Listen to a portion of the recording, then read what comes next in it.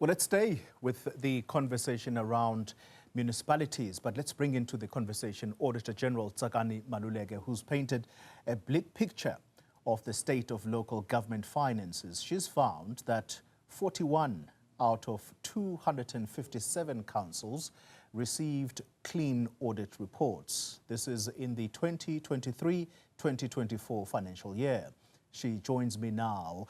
Auditor General, good evening to you, and thank you very much for your time. I'd planned to ask you a question related to your report, but I can't not relate what we are talking about to exactly the issues of water that we have just listened to, because part of your report looked at the infrastructure audit. What did you find on that score? Good evening, Polly, and thank you for having me on your show. Good evening to your viewers at home.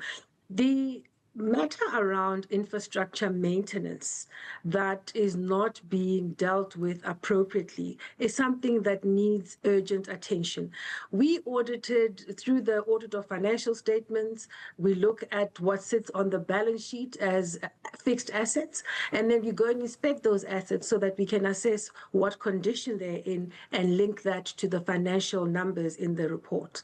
We also, when we look at infrastructure, we assess whether it's operating properly and not causing harm to the public or to the environment. So as part of our conditional assessments, we're able to look at that. So that's all still part of our annual regularity audit that says, AG, give us an opinion on financial statements, whether they're credible, tell us whether performance information is credible, useful, and reliable, and whether there's been non-compliance that you found. We found that only 41 councils receive clean audits because they're able to do those three basic things. Make sure that they manage their finances well and report credibly on their financial performance. Make sure that they plan their performance and monitor their delivery and report on that faithfully, which is important. And then they're also able to operate within the law by at least complying with key laws and regulations relating to financial and performance management. Now, when you have a scenario as what was painted in terms of infrastructure that is not working in a way that allows citizens to benefit from regular, consistent water supply, it reminds us about the importance of worrying about maintenance plans for existing infrastructure, the importance of worrying about how the money allocated to expand existing infrastructure is spent, and also to worry about how the money allocated for new infrastructure is spent. In most municipalities, we found that this is a problem. There are inadequate disciplines to make sure that money is spent appropriately and that the existing infrastructure is looked after and the new infrastructure is rolled out appropriately. Auditor General, you will know that the Gauteng province and neighboring provinces are about to experience water cuts, and this is because there is maintenance work, we are told, that is being done. Can I ask you for a specific comment around water projects and how those are being managed? What did you find? What we found was that many water-related projects are delayed, or they are costing more than what they should have, or poor quality work is done. And as a result, regardless of what's promised and the things for which budgets are allocated, citizens don't get the benefit of taxpayer funds that are designated for infrastructure. We found this a problem in water infrastructure. And incidentally, this was a problem when we looked at it in the context of municipalities, but also a problem when we looked at it in the context of the national and provincial governments as well.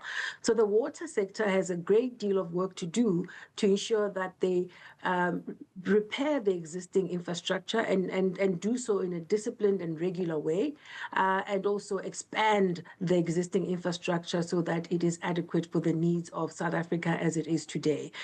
Those two things have not happened appropriately up until now. Yes, there is a funding shortfall in some instances, but in too many instances, money that is available is not being spent appropriately. Very quickly then, let's move to part of what you say, and it appears that you're trying to paint a glimmer of hope, or perhaps let me be charitable and say you're really trying hard to find some positives. you say there's been a reduction in the disclaimer audit opinions over the past 2 financial years, but this is with support from provincial and national governments. How far-reaching have these interventions been in reality? Started with this administration of local government following the 2021 local government elections. There were 28 disclaimers of audit opinion. We now sit with 14. Now, that's still 14 too many, because a disclaimer of audit opinion should never be tolerated. There should be no reason why a municipality can't maintain its records and make sure that they report on what it is they've done using taxpayer funds. And so we are encouraged by the many provincial leaders that heeded our call to take charge and support municipalities to at least get out of disclaimers. And so we saw a lot of traction, especially in the Northwest, where there were a number of municipalities that were in disclaimer territory, and as well as in other provinces as well.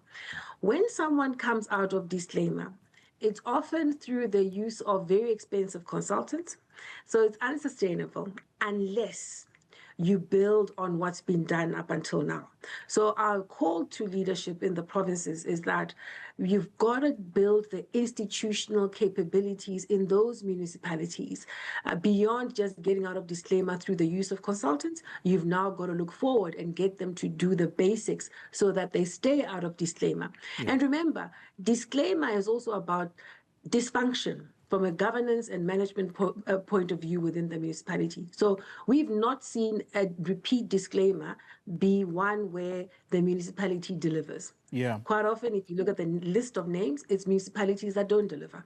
So in building capability, there's got to be adequate attention to not just sorting out the debits and credits to get a good financial report, but also looking at staffing the key functions in the municipality, making sure that there are people in roles where they have competence to deliver on, and that those people are monitored and held accountable.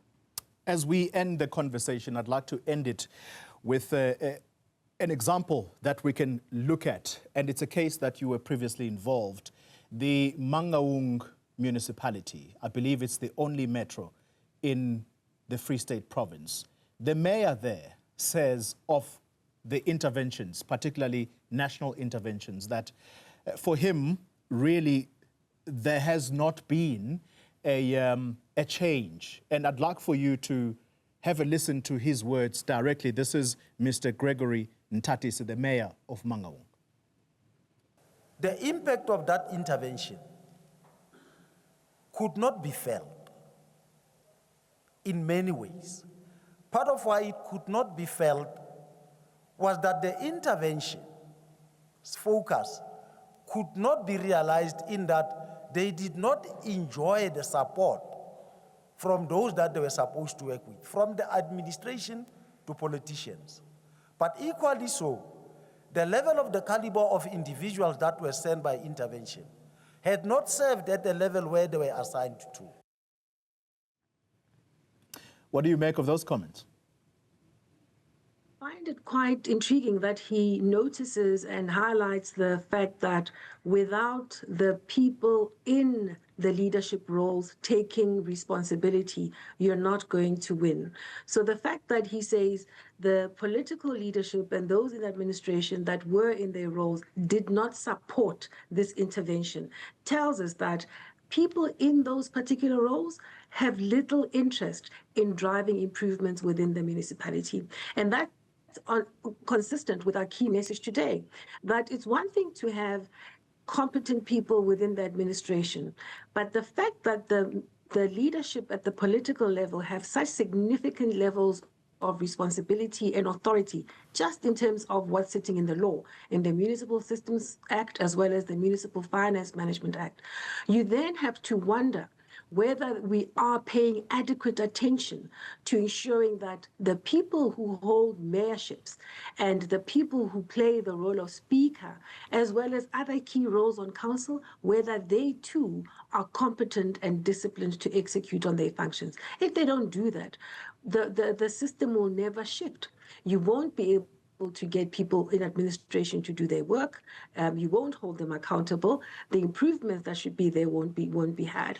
So unless we worry about the competence of people at all levels of leadership within a municipality, in administration and in the political domain, we're not going to get local government institutions operating properly. Auditor-General Tsakani Maluleke, thank you very much for your time.